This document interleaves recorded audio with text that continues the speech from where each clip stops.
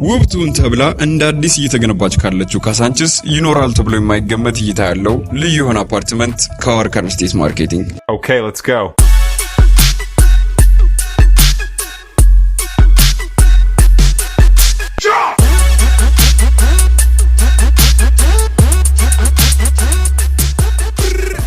ምቹ የሆነ የክፍል ስፋትና ለአቀማመጥ እንዲመቹ ተደርገው የተሰሩ የክፍል አማራጮች።